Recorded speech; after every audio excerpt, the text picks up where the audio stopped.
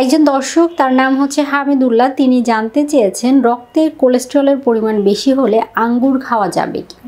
অবশ্যই আঙ্গুর খাওয়া যাবে কি যাবে না, এর আগে সবার প্রথমেই জানতে হবে রক্তের কোলেস্টেরলের পরিমাণ বাড়লে আমাদের কি কি করা যাবে না। আমরা সাধারণত বলে থাকি যাদের রক্তের কোলেস্টেরলের পরিমাণ বেশি তাদেরকে লাল মাংস অর্থাৎ গরু খাসির মাংস, চর্বি জাতীয় খাবার, চিংড়ি মাছ, অতিরিক্ত ভাজা পোড়া জাতীয় খাবার, এছাড়াও অতিরিক্ত ট্রান্সফ্যাট জাতীয় খাবার এড়িয়ে চলার জন্য।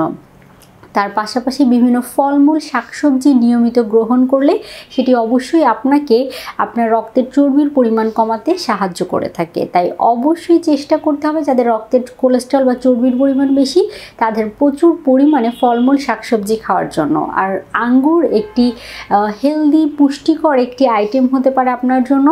অবশ্যই রক্তের চর্বির পরিমাণ যদি বেড়ে যায় আপনি নিয়মিত চাইলে আঙ্গুর গ্রহণ করতে পারেন, কিন্তু ডায়াবেটিস থাকলে এই বিষয়ে অবশ্যই সতর্কতা অবলম্বন করতে হবে।